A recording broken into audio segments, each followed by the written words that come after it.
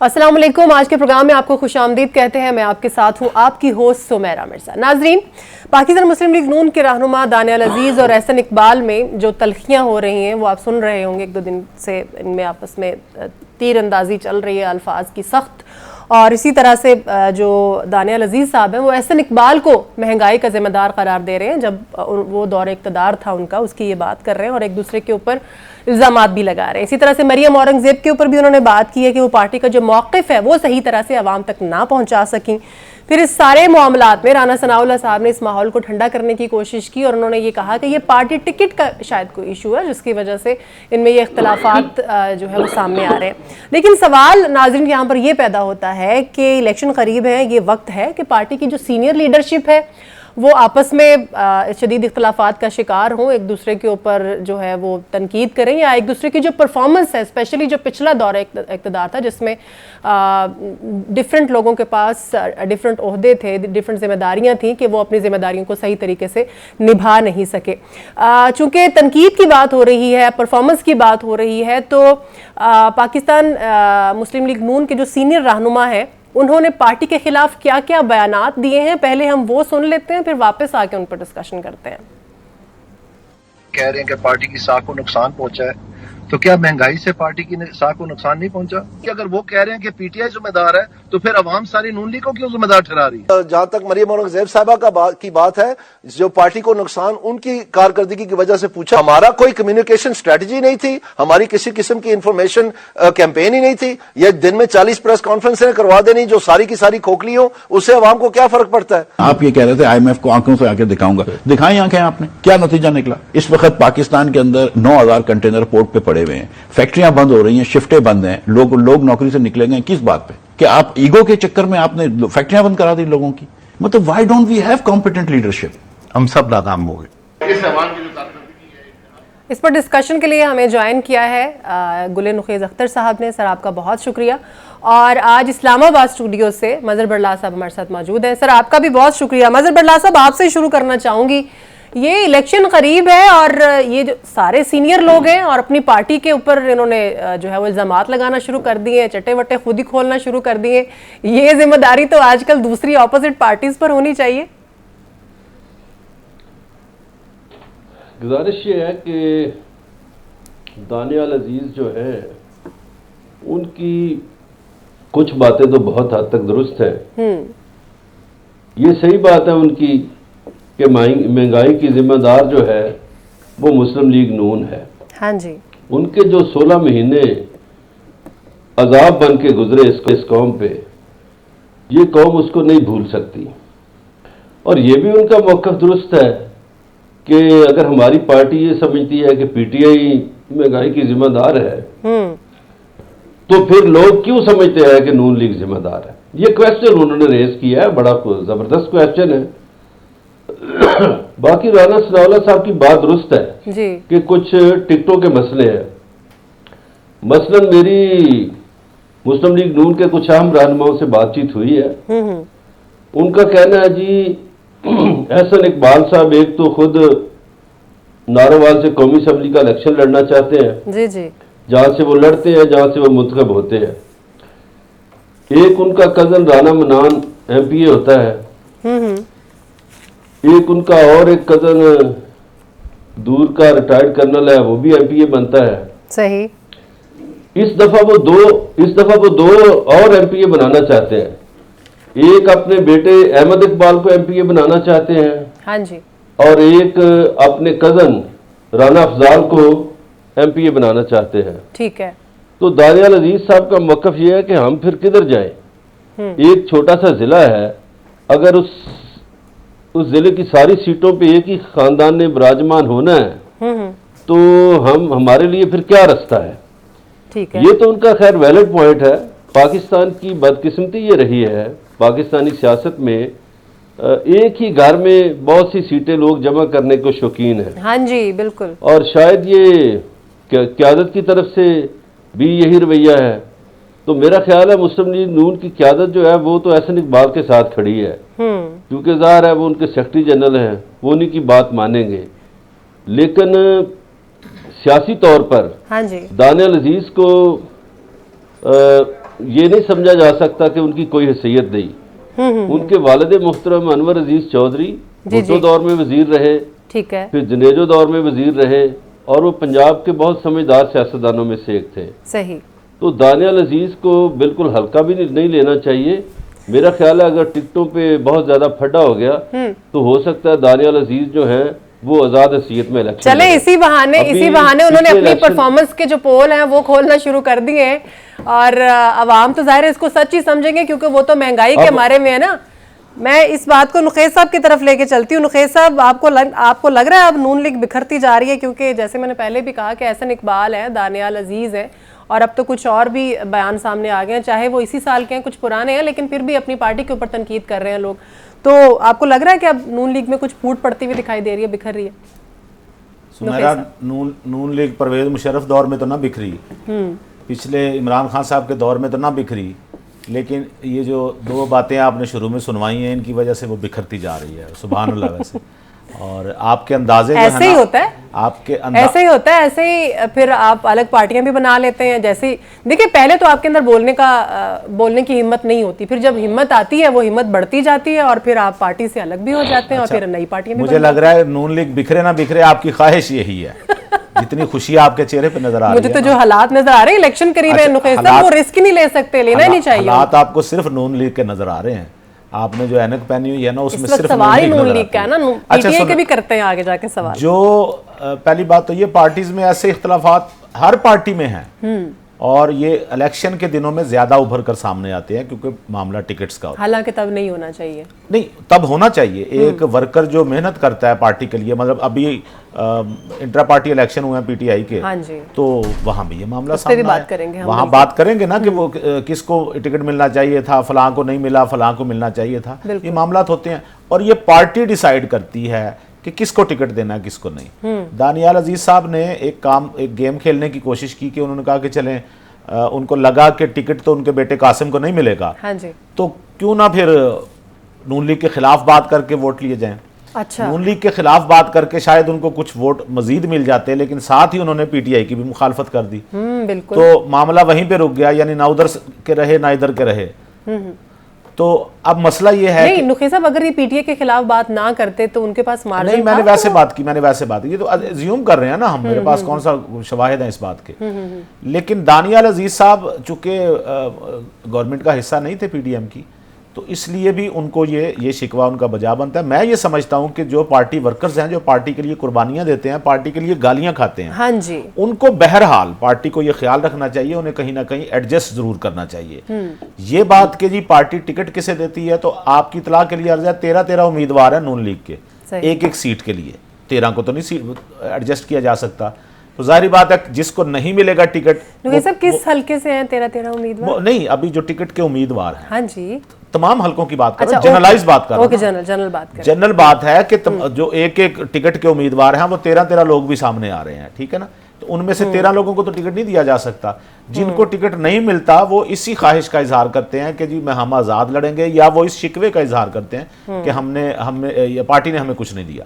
یہ صورتحال آپ کو پی ٹی آئی میں بھی نظر آئی تھی, یہ صورتحال آپ کو پیپلز پارٹی میں بھی نظر آئی, یہ صورتحال آپ کو کاف لیگ میں بھی نظر آئی, یہی صورتحال نون لیگ میں بھی ہے. الیکشن کے موقع پہ اس طرح کے پارٹی سے اختلافات سامنے آنا کوئی نئی بات نہیں ہے. نمبر دو ایک آپ نے شروع میں کلپ چلا دیا نا. جی. پہلی بات تو یہ کہ یہ وہ لوگ ہیں, شاہد خاقان عباسی ہو گئے, دانیال ہو گئے, مفتاح ہو گئے. پہلے تو یہ بتائیں کہ آپ کو کیوں لگتا ہے کہ اگر یہ نون لیگ کے خلاف ہی بول رہے ہیں تو الحمدللہ یہ سچ بول رہے ہوں گے. یہ لوگ جب ان کے اپنے گھر کی بات جو بھی کرتا ہے نا نقیز صاحب, چاہے وہ کسی جھگڑے کی صورت میں کیوں نہ بات سامنے آئے, تو ان سے بہتر کون جانتا ہے. کیا اچھی بات کی آپ نے, میرا بڑا دل چاہتا ہے کہیں میں اکاڑے کی طرف رخ کروں, لیکن آپ نے بڑی اچھی بات کی کہ اپنے گھر کی کوئی بات کرتا ہے تو وہ غلط تو نہیں کرے گا نا. آگے چلتے ہیں, میرا بیان ختم. اچھا, آپ کا بیان ختم ہو گیا. اچھا برلا صاحب, بڑے نام ہیں, مفتاح اسماعیل ہیں, شاہد خاقان عباسی ہیں, ایکس پرائم منسٹر ہیں ہمارے, پھر دانیال عزیز ہیں, چھوٹے نام نہیں ہیں.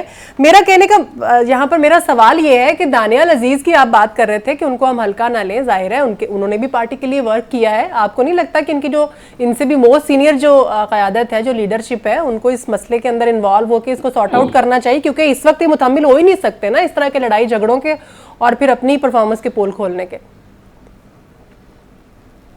اچھا، ایک تو ابھی نقیس صاحب نے دانیال عزیز کے بیٹے کا نام قاسم قرار دیا. قاسم ان کا کوئی بیٹا نہیں ہے، ان کا ایک ہی بیٹا ہے اور اس کا نام میکائیل ہے. اچھا. تو وہ قاسم ایک اور سیاستدان ہے، وہ شاید مکس اپ کر گئے ہیں کیونکہ وہ نیٹ سے سٹوریاں پڑھتے ہیں تو شاید مکس ہو گیا. نقیس صاحب آپ کے اوپر ایک اب آپ نے تو اس کو دوسری بات یہ ہے اب دوسری بات یہ ہے، دیکھیے میں ادھر جو جگتے لگانے کے لیے نہیں آتا. کیا لگایا آپ نے کہ دوسری بات سمیرہ مرزا یہ ہے جی کہ انہوں نے فرمایا کہ مشرف کے دور میں نہیں بکھری، فلانے دور میں نہیں بکھری. تو وہ جو مسلم لیگ کاف نکلی تھی وہ کس کی کوکھ سے نکلی تھی؟ وہ اسی مسلم لیگ نون کی کوکھ سے نکلی تھی. اگر تاریخی شواہد پہ یہ غور کریں تو ان کو پتہ چل جائے گا کہ وہ کس کی کوکھ سے نکلی تھی. ٹھیک ہے. اب یہ جو جن لوگوں کی بات آپ نے کی، دیکھیے آپ نے شاہد خاقان عباسی کو وزیر اعظم بنایا، تو شاہد خاقان عباسی اس کا مطلب ہے کوئی حیثیت آپ کی پارٹی میں رکھتا تھا تو وزیر اعظم بنا. ایسا ہی ہے. اسی طرح آپ نے مفتاح کو وزیر بنایا، بالکل، اور مفتاح کوئی حیثیت رکھتا تھا تو آپ نے وزیر بنایا. اسی طرح دانیال عزیز وزیر بنے، ہاں جی، تو کوئی آپ کی پارٹی میں حیثیت ہوگی تو وزیر بنے. اور پھر دانیال عزیز ظاہر ہے آپ کو پتہ ہے وہ طلال چودھری کے ساتھ یہ بھی 5 سالہ نااہلی کی طرف چلے گئے تھے. جی بالکل بالکل. کورٹ نے ان کو نااہل کر دیا تھا. اور پھر اس کی دانیال کی جگہ تو خیر انہوں نے اپنی بیوی کو میناز اکبر کو الیکشن لڑایا اور وہ جیت گئیں. تو یہ کہہ دینا کہ ان لوگوں کی کوئی حیثیت نہیں ہے، یہ میرا خیال ہے یہ کس نے کہا کہ ان کی حیثیت نہیں ہے؟ یہ تو کسی نے نہیں کہا. حقیقت یہ ہے کہ یہ تینوں اہم شخصیات ہیں اور ان کی پارٹی کی نظر میں اہم شخصیات تھیں. ظاہر ہے ان کو وفاقی کابینہ میں رکھا، ایک کو وزیر اعظم بنایا. تو کہیں نہ کہیں دیکھیے مسلم لیگ نون کے اندر ناانصافیاں ہیں. میں بتاتا ہوں کیا ہے. جی جی. مثلا یہ واحد پارٹی ہے ابھی کہ جس کا صدر بھی سینٹرل پنجاب سے ہے، جس کا سیکرٹری جنرل بھی مرکزی سینٹرل پنجاب سے ہے، اور کسی دوسرے صوبے میں سیکرٹری جنرل بھی نہیں جا سکا. ورنہ ان کی پریکٹس یہ ہوتی تھی کہ مسلم لیگ کا اگر صدر لاہور سے ہوتا تھا تو یہ سیکرٹری جنرل لے لیتے تھے خیبر پختونخوا سے. ٹھیک ہے. میرے 2 دوست سیکرٹری جنرل رہے ہیں، پہلے سرانجام خان رہے سیکرٹری جنرل، پھر اقبال ظفر جھگڑا رہے. ٹھیک ہے. تو اس دفعہ انہوں نے یہ کیا کہ 2 ڈویژنوں میں سارے عہدے گھسا دیے. تو یہ سینٹرل پنجاب کی 2-3 ڈویژنیں ہیں، انہی میں ان کے عہدیدار ہیں. اب صوبے میں بھی آپ دیکھیں کہ یہ پریکٹس ہوتی تھی کہ مسلم لیگ نون کا اگر صوبائی صدر لاہور سے ہوتا تھا تو ان کا سیکرٹری جنرل یا ساؤتھ پنجاب سے ہوتا تھا یا نارتھ پنجاب سے ہوتا تھا. صحیح ہے. مگر اب ساؤتھ پنجاب بھی خالی ہے، نارتھ پنجاب بھی خالی ہے، تو 2-3 ڈویژنوں کی یہ پارٹی ہے، اسی میں عہدے بانٹے ہوئے ہیں.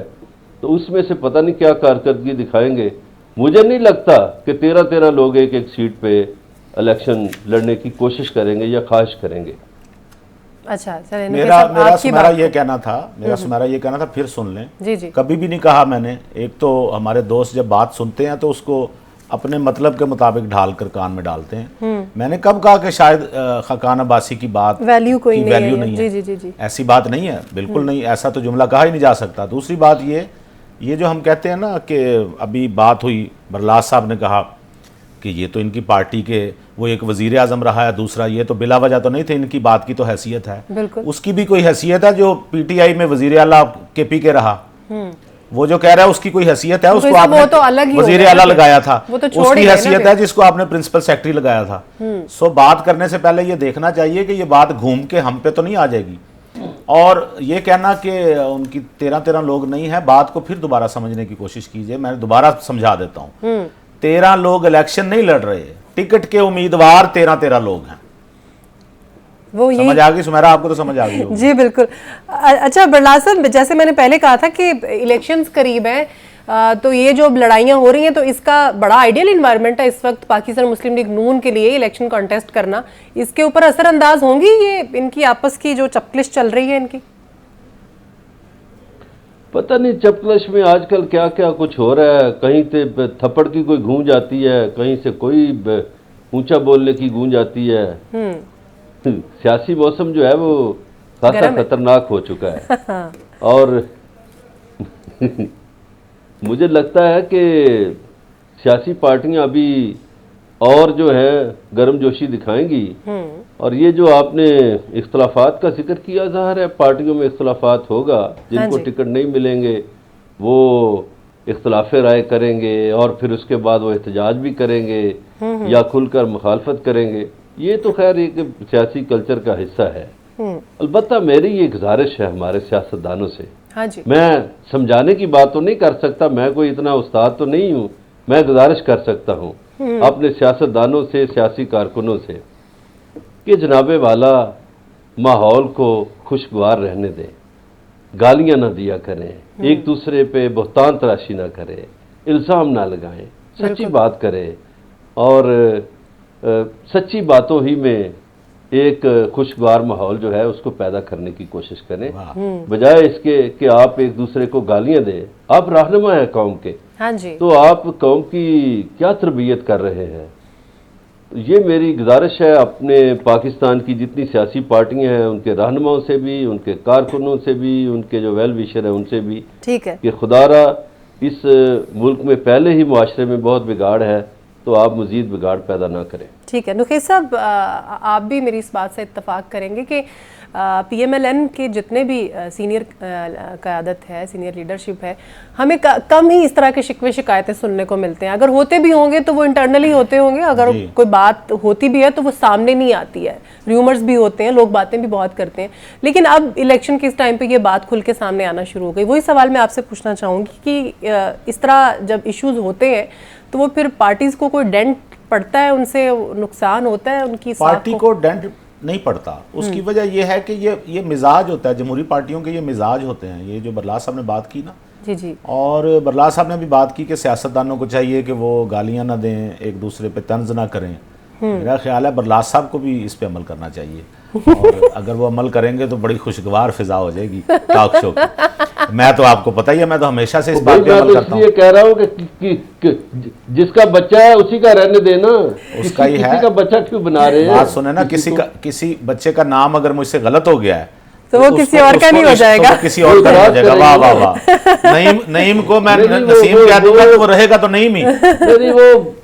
وہ آن ایئر آپ نے کہہ دیا تو آپ, میں نے آن ایئر کہہ دیا اور غلطی تسلیم, بری بات نہیں. ہاں کوئی بات نہیں, سلپ آف ٹنگ ہوتی ہے, کوئی بات نہیں, چلیے اچھی بات ہے. ہاں اچھا, دوسرا جو انہوں نے کہا نا برلاس صاحب نے, کہ سمیرا آپ نے جو کہا کہ پارٹیوں کا اپنے اندر اس طرح کے اختلافات جو ہیں ہر پارٹی میں کھل کے سامنے آئے ہوئے ہیں. اگر پارٹی کارکنوں کی رائے کی بنیاد پر پارٹی بکھرنی ہوتی تو مجھے بتائیں, ابھی جو پی ٹی آئی ہے جو نکل رہا ہے پریس کانفرنس میں کیا کیا کچھ کہہ رہا ہے, تو اس پہ آپ ہی کا کہنا ہے کہ اس سے پارٹی کو کچھ نہیں ہوتا. تو جو پارٹی کے اندر ہیں وہ تھوڑا بہت اختلاف رائے کر رہے ہیں. نقصان تو ہوتا ہے نا, دیکھیں نہیں نقصان نہیں ہوتا, اس سے کیا, اچھا مجھے نقصان کی نوعیت بتائیے کیا ہوگی. میں آپ سے ووٹر بدل جائے گا. نہیں ووٹر, ہاں ووٹر کی تو بات کری نا. دیکھیں ایک تو دھڑے بندی ہے, آپ کو نہیں لگتا اب اس سے ایک نیا دھڑا بن جائے گا؟ ٹھیک ہے, پھر جیسے ہی پارٹی جو ہے وہ دھڑے بندی کا شکار ہوتی ہیں, آلریڈی نون لیگ میں دھڑے ہیں, آپ بھی جانتے ہیں, ہم بھی جانتے ہیں, اب ایک اور دھڑا بن جائے گا. وہ بھی میں بار بار الیکشن کی بات اس لیے کریں کیونکہ الیکشن قریب ہے. اور دھڑے سمیرا پی ٹی آئی میں بھی ہیں دھڑے, ہاں جی بالکل ہے, آپ کو پتہ ہے نا ہر پارٹی میں ہیں دھڑے, ساری پارٹیز میں. اور لیکن الیکشن کے موقع پہ یہ دھڑے اس لیے ہمیں زیادہ واضح نظر آنے شروع ہو جاتے ہیں کیونکہ جہاں جہاں ٹکٹ نہیں یا جن کے پسندیدہ لوگوں کو ٹکٹ نہیں مل رہا ہوتا وہ ذرا زیادہ بولنے لگ جاتے ہیں. میں نہیں سمجھ, شاہد خاقان عباسی بہت اچھے وزیر اعظم رہے ہیں, اور جو انہوں نے بات کی ہے نا اس کا کانٹیکسٹ سمجھیں. پی ڈی ایم کا جو دور تھا یہ گزرا ہے پچھلی گورنمنٹ کا, جو اس میں مہنگائی ہمیں نہیں پتا, آپ کو نہیں پتا, بڑھی ہے. یہ تو ٹھیک کہہ رہے ہیں وہ, اس میں کوئی غلط بات تو نہیں کہہ رہے, مہنگائی بڑھی. ہاں اتنا سا ٹوٹا چلا کے کہنا کہ پس نماز کے قریب مت جاؤ اور دوسری آگے کی بات نہ سنوانا, یہ غلط ہے. یہ مہنگائی کیوں بڑھی ہے اس پہ بات کر لینا کہ کیوں بڑھی. یہ مہنگائی اگر پی ڈی ایم کی حکومت نہ ہوتی تو میں نے آپ سے پہلے بھی گزارش کی تھی, یہ ڈالر آپ کا 1000 پہ پہنچ جاتا. یہ مہنگائی یہ نہ ہوتی جس کو آپ رو رہے ہیں. یہ اس لیے کرنا پڑی کہ آپ کو اپنے ملک کو ڈیفالٹ ہونے سے بچانا تھا, آپ نے غیر ملکی قرضے ادا کرنے تھے, آپ نے آئی ایم ایف کے ساتھ معاہدے میں جانا تھا. بات ان کی بالکل ٹھیک, میں بھی کہہ رہا ہوں کہ پی ڈی ایم کے دور میں دیکھیں نا مہنگائی ایک ایسے اسٹیٹسٹکس ہیں اس کے جو آپ کے سامنے آ جاتے ہیں, آپ کو پتہ چل جاتا ہے کل اتنے کی چیز تھی آج اتنے کی چیز ہے, وہ چھپانے والی بات ہے ہی نہیں. تو پارٹی کے لوگ اگر یہ بات کر رہے ہیں, ہاں اس بات کو وہ اپنے کسی اور مقصد کے لیے استعمال کریں, دین پھر ہم اس پہ بات کر سکتے ہیں. بالکل صحیح ہے. برلا صاحب, آپ کو بھی لگتا ہے کہ اس سے کوئی نیا دھڑا بن سکتا اور یہ دھڑا نقصان دہ ثابت ہوگا, یا یہ سمجھ بوجھ کے ساتھ معاملہ حل ہو جائے گا؟ نہیں, معاملہ حل نہیں ہوگا. اس کی وجہ یہ ہے کہ احسن اقبال جو ہیں ان کی دانیال عزیز کے کسی مخالف سے بات چیت چل رہی ہے. ٹھیک ہے, یہ مبینہ طور پر ایک بات ہے.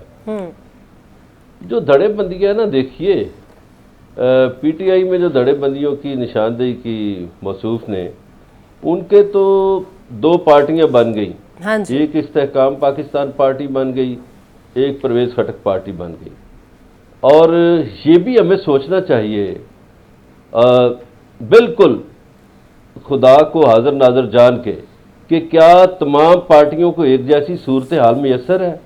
بالکل بھی نہیں, چونکہ مختلف میرٹس ہیں. جی جی, کسی پارٹی کے ساتھ کوئی سلوک ہو رہا ہے, کسی پارٹی کے ساتھ کوئی سلوک ہو رہا ہے, اور کسی کو تختہ مشق بنایا ہوا ہے, کسی کے لیے تخت بچھایا جا رہا ہے. تو میرا خیال ہے جب ایک جیسے رویے ہوں نا سیاسی پارٹیوں کے ساتھ, پھر ہمیں یہ بات کہتے ہوئے یعنی پھر زیب دیتی ہے ہمیں یہ بات کہ ہم ایک بہتر تجزیہ کر سکے. اب ایک پارٹی کو دیوار کے ساتھ لگایا ہوا ہے, ایک پارٹی کو کھلی چھٹی دی ہوئی ہے, ہم ان کو کیسے برابر کہہ لیں؟ باقی یہ جو دھڑے بندیاں ہیں, دیکھیے دھڑے بندیاں تو سامنے آئیں گی. دھڑے بندیاں تو جب کیبنٹ بنتی ہے اس وقت بھی سامنے آتی ہیں. ٹھیک ہے, جب وزارت اعلیٰ ہوتی ہے یا وزارت عظمیٰ ہوتی ہے یا اسپیکر بننا ہوتا ہے یا ڈپٹی اسپیکر بننا ہوتا ہے, تو دھڑے بندیاں تو اس وقت بھی سامنے آتی ہیں. بالکل صحیح. دھڑے بندیاں میرا خیال ہے پاکستانی ایک سوچ ایسی ہے, کوئی بھی سیاسی پارٹی ہو, جہاں 3-4 پاکستانی ہو جائیں وہاں دھڑے بندی بن جاتی ہے. ٹھیک ہے, تو یہ کوئی چمے کی بات نہیں ہوگی, دھڑے ہوں گے, ٹھیک ہے, بنیں گے, ہر پارٹی میں بنیں گے. نقی صاحب, ایک جیسا انوائرمنٹ مل رہا ہے ساری پارٹیز کو؟ جو بالکل مل رہا ہے, بالکل مل رہا ہے. اچھا, ہاں پوچھیں کس کو نہیں مل رہا؟ پی ٹی آئی کو نہیں مل رہا. انہوں نے جو کچھ کیا, جو پارٹی آپ سمجھتی ہیں کہ جو میاں والی ایئر بیس پہ نا پچھلے دنوں حملہ ہوا تھا ایک, آپ کو یاد ہے؟ جی جی بالکل. اس ایئر بیس پہ یا دہشت گرد کبھی گھسے ہیں یا یہ ان کے پی ٹی آئی کے لوگ گھسے تھے. ٹھیک ہے, جن لوگوں نے ریاستی اداروں کو ملیا میٹ کرنے کی کوشش کی, جنہوں نے اس پہ بانس پہ لہرا دی ان کی وردیاں, سب کو گرفتار بھی کر لیا گیا, کارروائیاں بھی چل رہی ہیں, لیکن باقی آل اوور دا پاکستان ان کا مزاج دیکھیں, آپ ٹویٹر پہ جائیں, فیس بک پہ جائیں, ان کا مزاج دیکھیں اداروں کے خلاف وہ کیا کہہ رہے ہیں. ان کی زبانیں زہر اگل رہی ہیں, اور اس کے بعد آپ کہتے ہیں کہ آپ کو وہ ادارے جو ہے نا معاف کر کے آپ کو کہیں کہ ٹھیک ہے آپ سارے لڑیں.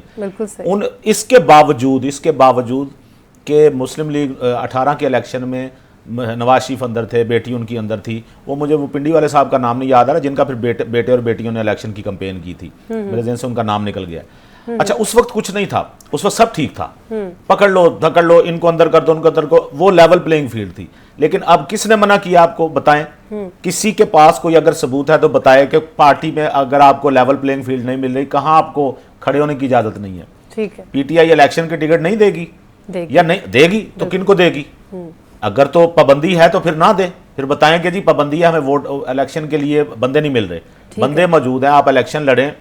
باقی آگے ایک بات آپ نے چونکہ ٹاپک اور رکھا ہوا ہے, جی بالکل, وہ انٹرا پارٹی والا, تو اس پہ جب انٹرا پارٹی تو بات کریں. بالکل صحیح ہے. بریک لیتے ہیں ناظرین, یہاں پر بریک کے بعد جب ہم واپس آئیں گے تو انٹرا الیکشن جو پاکستان تحریک انصاف نے کروائے ہیں, ان کے اوپر جو اعتراضات اٹھ رہے ہیں, ان کو سولوشن کس طرح سے نکالا جا رہا ہے, کیا نقصان ہو سکتا ہے پی ٹی آئی کو اس کا, اس پہ بات کریں گے بریک کے بعد. بریک کے بعد حاضر ہیں. پاکستان تحریک انصاف نے انٹرا پارٹی الیکشنز جو ہیں وہ کروا دیے ہیں, اور تمام امیدوار جو بلا مقابلہ منتخب ہو گئے ہیں.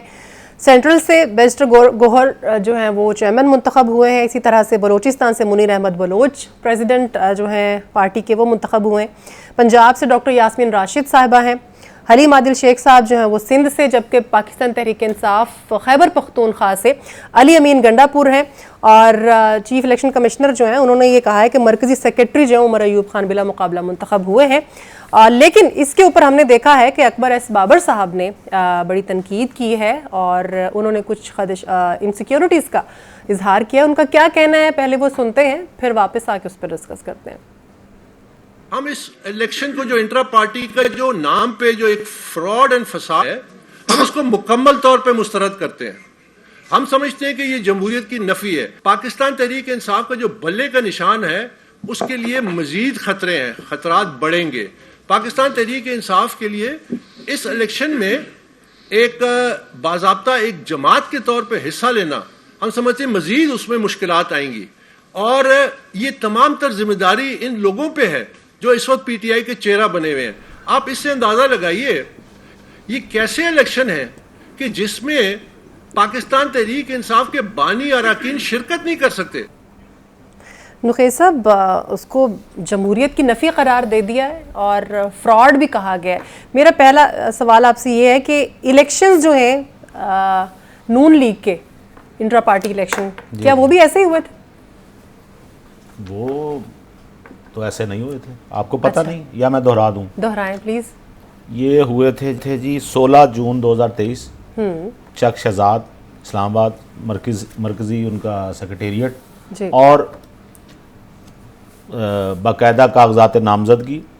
پھر الیکشن کمشنر ان کے تھے سردار محمد یوسف صاحب، ٹھیک ہے، چیف الیکشن کمشنر جو تھے. کاغذات نامزدگی وصول پائے، پھر اس پہ ہوئے وہ بھی بلا مقابلہ ہی تھے ٹھیک ہے، وہاں. لیکن پروسیجر تھا پورے گلگت بلتستان اور ادھر سے پورے 4 ضلعوں سے بھی لوگ آئے، اراکین آئے، پارٹی اراکین آئے، ووٹنگ ہوئی. اس پہ سب کے سامنے سب کا جو منتخب ہوا اس کا اعلان کیا گیا. یہ تو جو پی ٹی آئی نے الیکشن کرائے ہیں انٹرا پارٹی، ایک الیکشن ہوتے ہیں، ہم نے غائبانہ تو سنا تھا نماز جنازہ کے بعد نا ایک الیکشن بھی غائبانہ ہم نے سنے، لیکن یہ غائبانہ بھی نہیں تھے، یہ تو غاصبانہ تھے. اچھا، جس میں آپ دیکھیں نا کوئی ایک بندہ جا رہا ہے جس کا نام اکبر ایس بابر ہے، یہیں سے شروع کر لیتے ہیں. جی جی. اور ایک آیا کہ جو اس نے تو ویڈیو اس لیے بنوائی کہ وہ کوئی اپنا سابوتاج کرنا چاہتے تھے. بالکل. اچھا، اس نے نہ بنوائی ہوتی تو پھر کہنا تھا وہ کہاں ہے، وہ دکھائے کوئی ثبوت دے. ہاں جی. پھر کیا ہوا، اس نے ویڈیو بنوا لی. تو نہ صرف وہ بلکہ اور بھی ان کے کئی اراکین جو تھے وہ ان کے ساتھ تھے، اور وہ چاہتے تھے کہ انہیں کاغذات نامزدگی دیے جائیں، انہیں ووٹر لسٹ دی جائے، انہیں شیڈول بتایا جائے، وہ اس میں حصہ لینا چاہتے ہیں. کیا حرج تھا اس میں؟ یعنی پی ٹی آئی کے لوگ اگر ووٹ ڈالتے تو ظاہری بات ہے وہ اکبر ایس بابر کو تو نہ ڈالتے، ٹھیک ہے، تو ان کے کیا جیت جانے کا خطرہ تھا؟ پھر سارا عمل غائبانہ رکھ کے ان مفروروں کو جو زیر زمین ہے اس وقت، ان کو شامل کیا گیا، بیٹھے بیٹھے ان کو منتخب کرایا گیا. مجھے تو لگتا ہے کہ پی ٹی آئی کا جو بلے کا نشان ہے اس کی سب سے زیادہ مخالف اور اس کی سب سے زیادہ اس کو نشان کو گنوانے کی خواہش رکھنے والی پارٹی کا نام بھی پی ٹی آئی ہے. اچھا برلا صاحب، آپ کو بھی لگتا ہے اکبر ایس بابر صاحب جو بات کر رہے ہیں وہ بات بالکل ٹھیک ہے؟ پراپر جو پروسیجر ہے اس کو فالو نہیں کیا گیا، جمہوری طریقہ کار جو ہے وہ نہیں اپنایا گیا ان الیکشنز کے لیے؟ اب کسی کو اگر نہ پتا ہو تو میں کیا کہہ سکتا ہوں. دیکھیے وہاں جو الیکشن ہوا اس میں لاہور سے بھی بندے گئے اور میرے پاس ویڈیوز ہیں، میں کوئی بات ایسے نہیں ہوا میں نہیں کر رہا. جی جی جی. سندھ سے بھی بندے آئے، بلوچستان سے بھی آئے، خیبر پختونخوا سے بھی، اسلام آباد سے بھی، اور کشمیر اور گلگت بلتستان سے بھی. ٹھیک ہے. لیکن یہ کہہ دینا کہ وہ غائبانہ الیکشن ہوا ہے، میرا خیال ہے یہ درست طرز عمل نہیں ہے. باقی جو اکبر شیر بابر کی آپ بات کر رہی ہیں، اکبر شیر بابر دیکھیے ان کی رکنیت منسوخ ہوئے عرصہ ہو چکا ہے، وہ پی ٹی آئی کا حصہ ہی نہیں ہے. یہ تو ایسے ہی ہے جیسے نون لیگ کا الیکشن ہو اور سندھ سے کوئی دلاور بھٹو اٹھ کے کہے کہ یہ الیکشن درست نہیں ہوئے. اب الیکشن پی ٹی آئی کا ہوا ہے اور بہت سی پارٹیوں کو تکلیف ہو رہی ہے، چونکہ یہ بہت سی پارٹیوں کا خیال تھا کہ چونکہ عمران خان چھوڑیں گے نہیں، وہ چیئرمین بنیں گے، پھر ان کا خیال تھا کہ وہ اپنی بیوی کو یا بہن کو بنائیں گے تو لڑائی ہو جائے گی. صحیح. اچھا، وہ ساری لڑائیاں سائڈ پہ رکھ کے انہوں نے ایک فیصلہ کر دیا گوہر علی خان کے ٹھیک ہے برلا صاحب, اکبر ایس بابر صاحب نے ہمیں جوائن کر لیا ہے, چلیں ہم انہی سے ہم بات کر لیتے ہیں, آپ کی طرح بھی واپس آئیں گے. اکبر ایس بابر صاحب بہت شکریہ آپ کے وقت. صرف فرمائیے گا, چیف الیکشن کمشنر صاحب تو یہ کہتے ہیں کہ رولز کے مطابق الیکشنز ہوئے ہیں بالکل ہی, اور پارٹی نے کسی کو بھی منع نہیں کیا کہ الیکشن میں حصہ نہیں لینا, اور چیف الیکشن کمشنر نے یہ بھی کہا ہے کہ ایس بابر صاحب جو ہے وہ پارٹی کے ممبر ہیں اور وہ سیبوتاج کرنا چاہ رہے ہیں ان الیکشنز کو. جی بسم اللہ الرحمن الرحیم. دیکھیے آپ کے سامنے یہی پی ٹی آئی کے جو ترجمان ہیں جو میڈیا پہ آتے ہیں, اتنی متضاد سی باتیں. کوئی کہتا ہے آپ ممبر نہیں ہیں, کوئی کہتا ہے آپ کو پارٹی سے ایکسپیل کر دیا گیا ہے, آپ کو ایلیجیبل ہی نہیں ہے, کوئی کہتا ہے کہ جی آپ اتنے بجے سے پہلے نہیں آئے, کوئی کہتا نہیں آپ الیکشن لڑ سکتے تھے. لیکن کوئی آپ دیکھیے میں آپ کو صرف فیکٹس بتا دیتا ہوں. فیکٹس یہ ہے کہ جب یہ الیکشن اناؤنس ہوا انٹرا پارٹی شروع میں بھی متضاد بیانات ہے. ایک تو یہ بھی بیان آیا کہ یہ الیکشن کے ٹائم کم ہے, پھر اچانک یہ فیصلہ ہوا کہ ایک دن میں سارے الیکشن ہو گئے. تو جب یہ وقت کم تھا تو ہم پی ٹی آئی کے جو ممبران ہیں اس میں کچھ بانی اراکین بھی تھے, ہم نے فیصلہ کیا کہ ہم اس میں بھرپور شرکت کریں.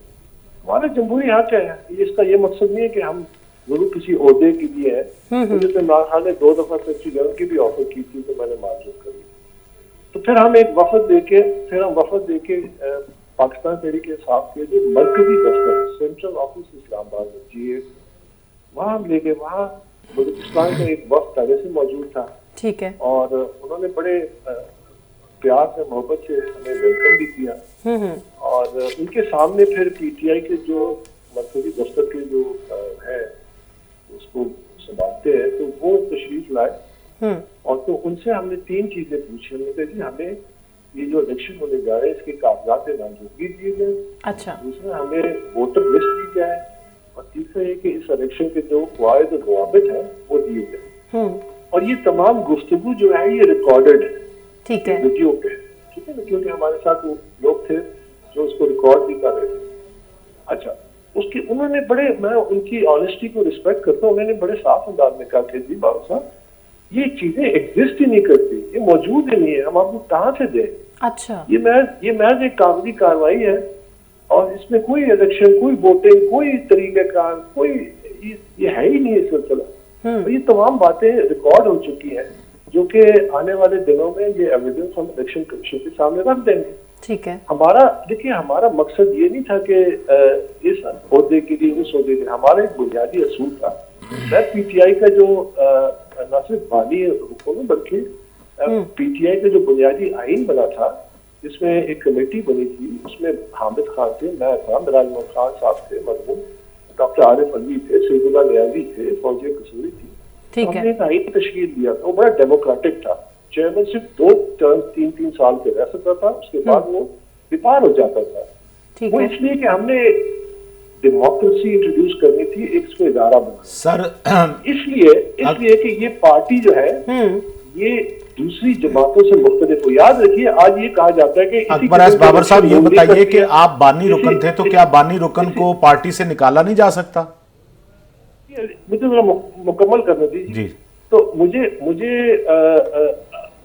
کہا جاتا ہے کہ جی مسلم لیگ نون میں بھی ہوتا ہے, پیپلز پارٹی میں ہوتا ہے. تو آپ مجھے یہ بتائیے کہ اگر آپ اپنے آپ کو یہ کہہ رہے ہیں کہ چونکہ وہاں یہ ہوتا ہے گناہ سمجھ تو ہمیں بھی کرنا ہے تو ہمارا بھی جائز ہے, تو پھر پاکستان تحریک انصاف کو وجود میں آنا کی کیا ضرورت تھی؟ جہاں تک آپ کے مہمان کا سوال ہے کہ کیا بانی رکن کو پارٹی سے نہیں نکالا جا سکتا, میں صرف اس شخص سے بھی عرض کروں گا کہ میں نہ صرف بانی رکن ہوں بلکہ اللہ کے کرم سے میرے پاس یہ یونیک ڈسٹنکشن ہے کہ 3 اداروں نے, الیکشن کمیشن آف پاکستان مئی 2017, اس کے بعد سنگل بینچ آف اسلام آباد high court justice Mohsin Akhtar Kayani, اس کے بعد ڈبل بینچ اسلام آباد ہائی کورٹ جو اس وقت کے چیف جسٹس اطہر من اللہ صاحب تھے, انہوں نے باقاعدہ تحریری فیصلے دیے کہ اکبر ایس بابر ممبر ہے. اب اس کے بعد پھر بھی اگر یہ سوال اٹھاتے ہیں تو یہ کون سا قانون چاہتے ہیں؟ یہ جنگل کا قانون چاہتے ہیں کہ بس وہ ٹی وی پہ آ کے بول دیتے ہیں اور جو کیریکٹر اسیسینیشن کرنی ہے وہ کر دیتے ہیں اور کوئی پوچھنے والا نہیں ہے. 3 فورمز میں میرے حق میں فیصلہ دیا تو میرا تو حق بنتا ہے. اب میرا حق کیا تھا جس کے لیے میں یہ کر رہا ہوں, وہ یہ کہ پاکستان تحریک انصاف کے ورکروں کا یہ بنیادی رائٹ ہے کہ وہ اپنی لیڈرشپ، اپنی قیادت کا انتخاب کرے، وہ رائٹ ان سے ڈینائی کیا گیا. یہ فنڈامنٹل رائٹس میں آتا ہے، یہ الیکشن ایکٹ 2017 کے تحت آتا ہے، اور یہ ہر پارٹی کے کسی بھی آئین میں آتا ہے کہ آپ نے اب ورکر صرف اس لیے تو نہیں ہے کہ سڑکوں پہ نکلیں اور ڈنڈے سے مار کھائیں اور جیلوں میں جائیں، ان کے خاندان تکلیف، ان کو یہ اختیار کیوں نہیں دیا جا رہا؟ جب آپ لیول پلینگ فیلڈ کی بات کرتے ہیں تو بالکل صحیح ہے، ہر پارٹی کو برابر لیول پلینگ فیلڈ ملنی چاہیے قومی الیکشن میں. بالکل ٹھیک. آپ اپنے ورکر کو کیوں نہیں لیول پلینگ فیلڈ؟ اکبر ایس بابر صاحب، آپ عدالت جا رہے ہیں اس سلسلے میں؟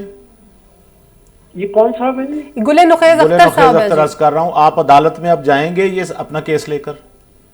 دیکھیے، میں نے آج صبح تک تو میرا یہ ارادہ تھا کہ میں نے ایک ویڈیو پیغام بھی دیا. میرا یہ مقصد تھا کہ جو پارٹی کے فاؤنڈنگ چیئرمین ہے عمران خان صاحب، چونکہ جیل میں ان تک میسج پہنچے اور وہ خود ہی یہ جو ایک ناٹک ہوا ہے، ایک فراڈ ہوا ہے، اس کو کالعدم ڈکلیئر کر دیں اور سنجیدگی دکھائے، ایک شفاف الیکشن کمیشن بنائیں اور قواعد و ضوابط کا اعلان کریں. اور ہو سکتا ہے الیکشن کمیشن بھی اس معاملے کو پھر ذرا ایک پازیٹیو نظر میں دیکھے کہ اب یہ سنجیدگی آ گئی ہے، سنسیئر ہے. لیکن اب شام تک یہ خبریں آ رہی ہیں کہ انہوں نے پھر جعلی الیکشن کے کاغذات بھی جمع کرا دیے. تو اس صورتحال میں ایسا ہی لگتا ہے کہ میں الیکشن کمیشن میں ضرور جاؤں گا. اچھا اکبر ایس بابر صاحب، آپ کہہ رہے ہیں کہ آپ جائیں گے، لیکن یہاں پر میرا سوال یہ ہے کہ آپ کہہ رہے ہیں نا کہ خان صاحب جو ہے وہ خود ہی اس کو کالعدم قرار دیتے ہیں، تو آپ کو نہیں لگتا ہے جتنے بھی نام فائنل ہوئے ہیں یا جو بھی الیکشنز ہوئے بلا مقابلہ چاہے کیوں نہ منتخب ہوئے، اس میں خان صاحب کی رضامندی سے سارے نام ظاہر ہے، انہوں نے کہا ہے کہ میری مرضی کے بغیر کچھ بھی نہیں ہوگا، یہ سارے نام ان کی مرضی سے ہی سامنے آئے ہوں گے. تو پھر یہی تو سارا وہ ہے کہ پھر آپ اس کو جمہوریت تو نہ کہیں، یہ بادشاہت ہوگی. ایک طرف کہتے ہیں مورثی سیاست نہیں کرے، دوسری طرف آپ بادشاہت کریں کہ ایک ایسے شخص کو آپ نے چیئرمین نامزد کیا جن کا پی ٹی آئی سے دور دور تک کوئی تعلق نہیں ہے. موروثی سیاست ہوتی تو وہ گھر میں دیتے چیئرمین شپ، انہوں نے اسی چیز سے بچنے کے لیے تو صحیح ہے. لیکن انہوں نے جس کو دیا وہ بھی ان کا یہ بھی تو کیا شو کرتا ہے. جس طرح بزدار کو چیف منسٹر لگایا تھا، بعد میں کہتے تھے کہ مجھ سے غلطی ہوگی. اس قسم کی نامزدگیاں جو ہوتی ہیں یہ میرٹ کو کچل دیتی ہے، یہ سیاسی جماعت کا مسخ کر دیتی ہے. اور جب تک آپ کی پارٹی میں میرٹ نہ ہو، میرٹ اسی صورت میں آئے گا کہ اس میں آپ ڈیموکریسی لائیں، ورکر کی رائے کو عزت دیں، ورکر کو صرف اپنے اقتدار میں آنے کے لیے مار کھانے کے لیے استعمال نہ کریں، بلکہ ان کو اپنی قیادت کے انتخاب میں. یہی وہ طریقہ کار ہے جو برطانیہ نے اپنایا. تبھی تو ایک انڈین نژاد وہاں کا وزیر اعظم بن گیا اور ایک پاکستانی نژاد فیملی کا بندہ میئر بن گیا لندن کا. آپ سوچ سکتے ہیں پاکستان میں ہوتے. یہ وہ بنیادی تبدیلی ہے جو ہم کرنے نکلے تھے جب ہم نے پاکستان تحریک انصاف بنائی تھی کہ ہم اس کو ایک ادارہ بنائیں گے، ڈیموکریٹک ادارہ ہوگا، اکاؤنٹیبل ہوگا، ٹرانسپیرنٹ ہوگا، اور ورکر اور ممبرز کی اس کے مطابق پالیسیز بنیں گی اور لیڈرشپ الیکٹ ہوگی. اب اگر آپ نے ٹوٹل اس کو بادشاہت ڈکلیئر کر دیں تو کر دیں وہ، تاکہ یہ بحث ختم ہو جائے. یہی المیہ ہے ہماری جمہوریت کا. ہماری جمہوریت کیوں نہیں لوگوں کے مسائل حل کرتی؟ کیونکہ سیاسی جماعتوں پہ انڈیویجولز اور فیملیز کا کنٹرول ہے. وہ صرف اقتدار کی ایک سیڑھی ہے، وہ جمہوریت کی سیڑھی نہیں ہے، وہ عوام کے مسائل کے حل کی سیڑھی نہیں ہے. ٹھیک ہے اکبر ایس بابر صاحب، آپ کا بہت شکریہ، آپ نے ہمیں وقت دیا. مظہر برلا صاحب، آپ کچھ بات کر رہے تھے، آپ وہ کہہ رہے ہیں کہ میں تو اسٹل جو ہے وہ حصہ ہوں اس کا، اور چیف الیکشن کمشنر نے بھی یہی کہا ہے کہ اکبر ایس بابر جو ہے وہ پارٹی کے ممبر ہیں. دیکھیے، چیف الیکشن کمیشنر کے کہنے سے کوئی پارٹی ممبر تو نہیں بن جاتا، نہ عدالت کے کہنے سے. سیاسی پارٹیوں کے اپنے ضوابط ہیں، اس کے مطابق ممبرشپ ہوتی ہے. اکبر ایس بابر صاحب نے تو بالکل ہی اپوزٹ بات کی. انہوں نے یہ کہا ہے کہ میں اسٹل پارٹی کا ممبر ہوں اور میرے پاس رائٹ ہے، میرے پاس اختیار ہے. کرتا تھا برلا صاحب بھی جو ہے نا وہ ایک ذہن میں بات سوچتے ہیں یا کسی سن لیتے ہیں تو کر لیتے ہیں، تھوڑی تحقیق کر لیں تو بات سامنے آ جاتی ہے. وہ اس کے رکن ہے اور انہوں نے بجایا 3 پلیٹ فارمز پر ان کے حق میں فیصلہ آ چکا ہے. ٹھیک ہے. اور یہ کہنا، یہ دیکھیں سمیرا، جو ہوتی ہے نا ملوکیت جسے ہم کہتے ہیں، یا اقربا پروری یا اپنے خاندان کو نوازنا، وہ محض یہ نہیں ہوتا کہ آپ اپنے رشتہ داروں کو نوازتے ہیں. اچھا، اپنے پسند کے لوگوں کو، اپنے پیاروں کو نوازنا، اپنے پیاروں کو سامنے رکھنا. وہ پیارے آپ کے عزیز بھی ہو سکتے ہیں. نقیب صاحب، آپ کی بات کاٹ رہی ہوں، یہاں پر یہ پیارے ہو گئے، اور ابھی ہم نون لیگ کی بات کر رہے تھے جہاں پر وہ ان کے اختلافات آپس میں ہو رہے تھے، وہاں پر آپ کو لگ رہا تھا کہ وہاں میرٹ پر ڈیسیژنز ہو رہے ہیں. ایک چیز یاد رکھیے گا، نوازنا کچھ اور چیز بات ہے. نوازنا کوئی اور چیز. میں مثال کے طور پہ مجھے کوئی صاحب پسند ہے اور میں کہتا ہوں کہ ان کو میں الیکشن میں کھڑا کر دیتا ہوں, ٹھیک ہے, ووٹ کس نے دینے ہیں ان کو؟ عوام نے دینے ہیں. عوام کے سامنے میں کسی کو بھی کھڑا کر دوں, اپنے بیٹے کو کھڑا کر دوں, بھائی کو کھڑا کر دوں, کسی کو بھی کھڑا کر دوں, یہ تو پھر آگے عوام کا کام ہے نا. نوازنا یہ ہوتا ہے کہ میں ان کو کہوں کہ جی فلاں جگہ پہ ایک سیٹ ہے, وہاں پہ ایک بندہ چاہیے تو وہاں پہ میں اس کو لگا دیتا ہوں. یہ نوازنے اور اس میں نہیں تو آپ کو نہیں لگتا کہ اگر وہ کسی کو نوازیں گے چیئرمین شپ یا کوئی اور عہدہ تو اس سے پارٹی کو نقصان ہوگا؟ مثلاً آپ ہم خان صاحب کی بات کر رہے ہیں نا, نہیں اگر وہ بھی نوازتے ہیں کسی کو اس موقع پر. میں نے بتایا آپ کو سمیرا 3 تو گروپ بنے ہوئے ہیں نا پی ٹی آئی میں, یہ تو آپ کو بھی نظر آ رہا ہے, ہمیں بھی نظر آ رہا ہے. ایک حامد خان گروپ ہے, ایک مروت صاحب کا گروپ ہے, ایک ادھر بیرسٹر گوہر صاحب کا گروپ ہے, ٹھیک ہے نا. تو 3 گروپ تو بنے ہوئے ہیں, وہ نظر آ رہے ہیں نا. ٹھیک ہو گیا. بریک لینی ہے ناظرین, بریک کے بعد جب ہم واپس آئیں گے تو ہم بات کریں گے. ساری پارٹیز جو ہیں اس وقت الیکشن پریشن کر رہی ہیں اور ایک دوسرے کے اوپر خوب تنقید چل رہی ہے. وہ پارٹیاں یا وہ لیڈرز جو کل تک ہم دیکھتے تھے اپوزٹ پارٹیز سے ان کا تعلق تھا, آج اور وہ بڑے ہمیں ایک دوسرے کے ساتھ بڑے گتھم گتھا نظر آتے تھے, بغل گیر نظر آتے تھے, آج کل وہ ایک دوسرے کے اوپر طنز کر رہے ہیں اور شدید طنز کر رہے ہیں. کون کس کے خلاف کیا بات کر رہا ہے, بریک کے بعد ڈسکس کرتے ہیں.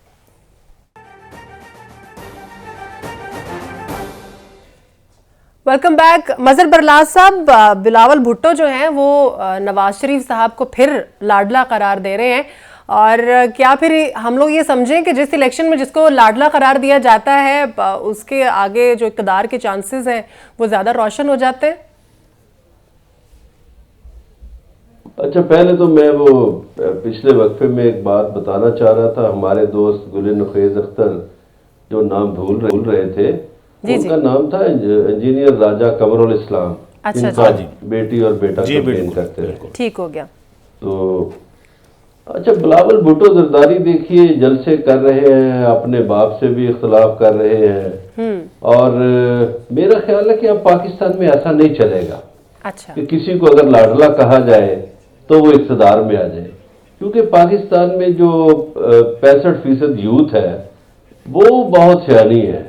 اور آج یہ جو موبائل فون کے ذریعے دیہاتوں میں بھی سب کچھ پہنچ جاتا ہے, شہروں میں بھی پہنچ جاتا ہے, ملک کے کونے کونے میں پہنچ جاتا ہے. صحیح. تو اب بلاول بھٹو زرداری کی اگر یہ بات مان لی جائے تو بھئی آپ بھی تو لاڈلے تھے, آپ 16 ماہ حکومت میں رہے اور اب آپ جلسے کر رہے ہیں, آپ کے جلسوں کو رکاوٹ بھی نہیں آ رہی, تو آپ بھی تو لاڈلے ہیں. تو میرا خیال ہے کہ بلاول بھٹو صاحب کو شاید لاڈلے میں تمیز نہیں آ رہی کرنی کہ لاڈلا کسے کہا جاتا ہے.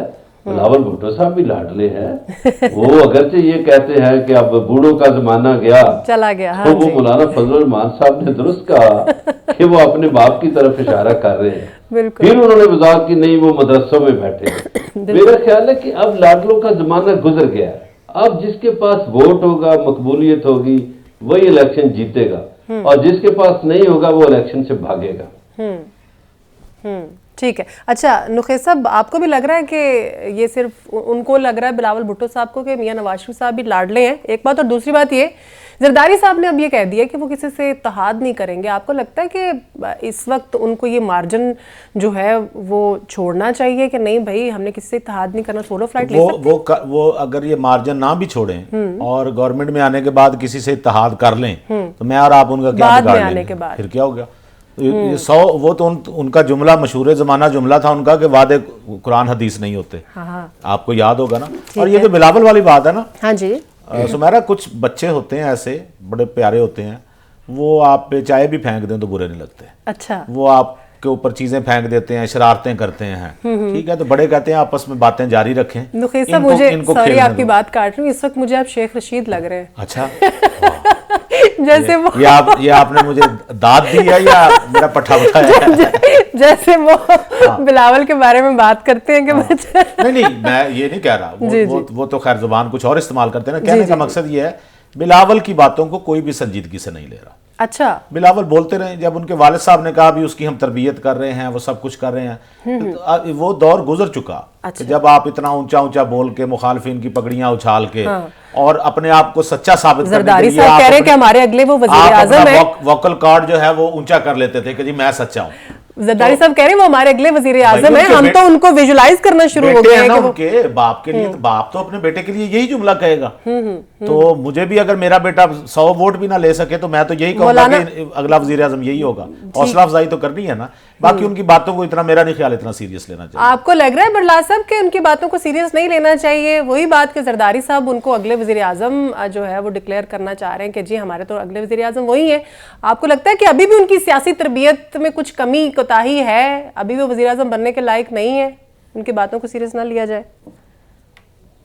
نہیں, میں کیا کہہ سکتا ہوں جب ان کے والد محترم, والد گرامی خود فرما رہے ہیں کہ وہ انڈر ٹریننگ ہے, تو پھر میں کس گزار صاحب کی طرح ہے, ابھی میں سیکھ رہا ہوں. مکمل کر چکے ہیں. ٹھیک ہے, اب گزارش یہ ہے کہ پاکستان میں ویسے تو ماروثی سیاست سے جان چھوٹنی چاہیے. یہ جو خاندانوں کے خاندان 75 سالوں سے آ رہے ہیں, جی جی, ان کی نفی ہونی چاہیے. اور میرا خیال ہے یہ جو آنے والے الیکشن ہے, عوام اس کی نفی کریں گے, بہت شدت سے نفی کریں گے. اور ان کو سمجھ آ جائے گی کہ ڈرائنگ روموں میں جو بیان دیتے ہیں نا, جو گھڑ گھڑ کے کہ یہ ہو جائے گا تو وہ ہو جائے گا تو فلاں بڑا سیانا ہے, یہ سارے سیانے مجھے نہیں, الیکشن میں مجھے نہیں لگ رہا کہ یہ جیت پائیں گے. ٹھیک ہے. باقی شیخ رشید کی آپ نے بات کی, دیکھیے شیخ رشید ایک غریب آدمی ہے, غربت سے اٹھا, الیکشن لڑا, اور وہ تو صاف کہتا ہے کہ میری کوئی برادری نہیں ہے, میں غریب آدمی ہوں. وہ واقعتاً اس طالب علمی سے انہوں نے سیاست شروع کی. بالکل ایسا ہی ہے. ہمیں ایسے لوگوں کو سراہنا چاہیے جو طالب علمی سے سیاست میں آئے, وہ پرویز رشید کو سراہنا چاہیے, سعد رفیق کو, اسی طرح رضا ربانی کو. ٹھیک ہے. برلا صاحب, آج ملاقات بھی ہوئی ہے فضل الرحمان صاحب کی نواز شریف صاحب سے, سیٹ ایڈجسٹمنٹ پر بھی ان کی مشاورت ہوئی ہے, کیسے دیکھتے ہیں آپ اس ملاقات کو؟ دیکھیے, اس کا فائدہ فضل الرحمان کو ہی ہوگا, میاں صاحب کو نہیں ہوگا. اچھا. کیونکہ میاں صاحب کا گراؤنڈ ہے پنجاب, پنجاب میں مولانا صاحب کے ووٹ نہیں ہے. ٹھیک ہے, وہ ملتان کے ایک مدرسے میں پڑھتے رہے ہیں, لیکن وہ پڑھنے کی حد تک تھا. اچھا. البتہ مولانا صاحب کو 2-4 ووٹ مل جائیں گے نون لیگ کے, جو ہزارے میں ہیں یا دوسری جگہوں پر ہیں. میرا خیال ہے مولانا صاحب کو اس کا فائدہ ہوگا. اور مولانا صاحب کبھی گھاٹے کا سودا نہیں کرتے. نواز شریف صاحب بھی گھاٹے کا سودا نہیں کرتے. نخیر صاحب, آپ کو لگتا ہے اس ملاقات کا فائدہ نواز شریف صاحب کو نہیں ہوگا؟ آپ دونوں ہی طے کر لیں کون کرتا ہے یا کوئی نہیں. مجھے تو آپ نے, آپ کی مہربانی, آپ نے مجھ سے بھی پوچھ لیا. جی جی. پہلی بات تو یہ کہ جب سیٹ ایڈجسٹمنٹ, وقت چونکہ کم رہ گیا, 1-2 جملوں میں بات ختم کرتا ہوں. سیٹ ایڈجسٹمنٹ کی جب بات ہوتی ہے تو دونوں طرف فریقوں کا فائدہ ہوتا ہے. اور یہ صرف سیٹ ایڈجسٹمنٹ کی بات نہیں ہوئی, یہ آگے جو انتخابی اتحاد بنے گا اس کی بھی بات ہوئی ہے, جس میں مولانا فضل الرحمان, موسٹ پروبیبلی مولانا فضل الرحمان اس اتحاد کا حصہ ہوں گے. ٹھیک ہو گیا, ٹھیک ہو گیا. بہت شکریہ مظہر برلا صاحب, آپ کا بھی بہت شکریہ. اسلام آباد سے ہمارے ساتھ موجود تھے گل نخیز اختر صاحب, آپ کا بھی بہت شکریہ. الیکشنز چونکہ سر پہ ہیں, تیاریاں چل رہی ہیں, تمام پارٹیز ہی ایکٹیو ہوئی ہوئی ہیں, چاہے کسی کو مارجن مل رہا ہے چاہے نہیں مل رہا ہے, کوئی جلسے کر رہے ہیں, کوئی نمبر گیم کمپلیٹ کرنے کی کوشش کر رہے ہیں. اب دیکھنا یہ ہے کہ اس بار بازی کون لے جائے گا. خیال رکھیے گا. سمیرا مرزا کو اجازت دیجیے. اللہ حافظ.